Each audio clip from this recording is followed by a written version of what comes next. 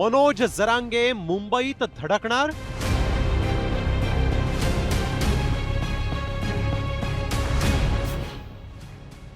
मुख्यमंत्री निवासस्थानी आंदोलन करणार?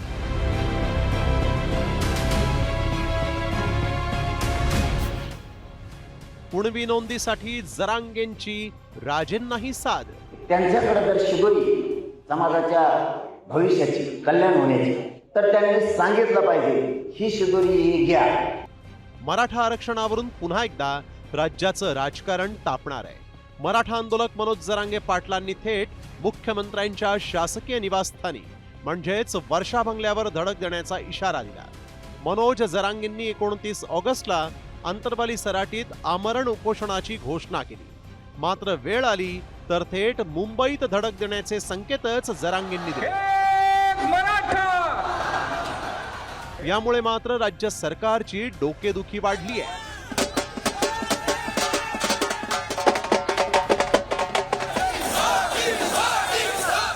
मराठा आरक्षण उपसमितीचे मंत्री राधाकृष्ण विखे पाटलांनी तर जरांगेंच्या मागण्यांवर विचार केला जाईल, मात्र त्यांनी जरांगेंच्या मंत्र्यांबाबतच्या विधानांवर नापसंती व्यक्त केली आहे. ते बघा, आंदोलन तर अंतर्वालीतच होणार, ते फायनल आहे, पण सांगता येत नाही. निर्णय वेळेवरती काय डाव फिरत काही सांगता येत नाही. पण वर्षावरती का करू नये? मी पण कोणताही डाव टाकू शकतो, कारण वर्षा निवासस्थान आमचं नाही का? गरीब बंगल्यावर आंदोलन करायला चाललो का? पोरांना येऊन द्यायचं नाही याचा अर्थ महाराष्ट्रातले पोरं त्यांच्या नाहीत का? त्यांनी दिलदार मन दाखव, बसावर म्हणून गच्चीवर त्यांच्यावर स्लॅबवर. ज्या मागण्या आतापर्यंत त्यांनी मांडत होत्या त्या आपण बहुतांशी पूर्ण केल्यात. आणखीनही काही त्यांची मागणी असेल तर जरूर त्याच्या संदर्भात विचार करू आपण. मला वाटतं की यापूर्वीच्या झालेल्या आंदोलनातून अनेक विषय मार्गी लागलेले आहेत. शासनाला प्रश्न प्रतिष्ठेचा अजिबात करायचा नाही आहे, त्यामुळे आम्ही केव्हाही चर्चेला तयार आहोत. त्यांची भावना प्रामाणिक आहे, परंतु अशा पद्धतीचं जे काही वक्तव्य काही बाबतीमध्ये काही लोकांच्या मंत्र्यांनी जे केलंय ते टाळलं पाहिजे असं माझं मत आहे. तर दुसरीकडे मुख्यमंत्री आणि उपमुख्यमंत्र्यांची मराठा आरक्षणासंदर्भात मध्यरात्री बैठक झाल्याची चर्चा आहे. त्यामुळे जरांगेंनी आक्रमक पवित्रा घेत यावेळी आंदोलन दडपण्याची कोणतीही चूक करू नका असा इशारा सरकारला दिला.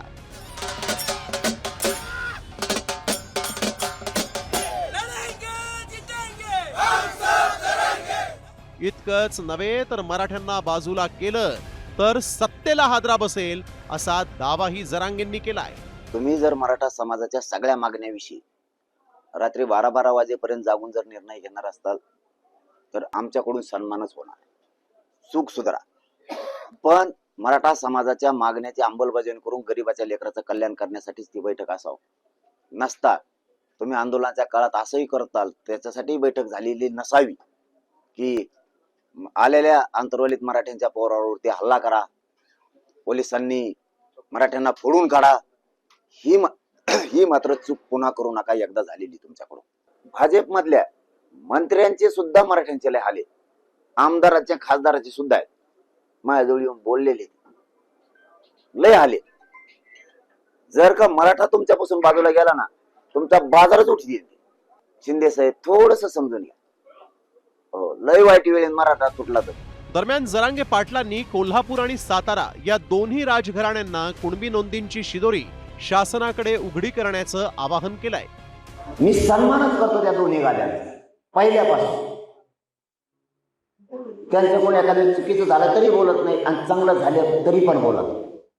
पण अपेक्षा आहे की बोलून त्यांच्याकडे जर शिदोरी समाजाच्या भविष्याची कल्याण होण्याची तर त्यांनी सांगितलं पाहिजे ही शिदोरी घ्या. सरकारला सांगितलं पाहिजे हे लागू करा, समाजाचं कल्याण होऊ द्या, आमच्या घरात ह्या गोष्टी आहेत. झालं, एवढी अपेक्षा. ऑगस्ट 2025 मध्ये मुंबईतील आंदोलनाच्या वेळी 5 दिवस मराठ्यांनी आझाद मैदानासह मुंबईत ठिकठिकाणी आंदोलनं केली होती.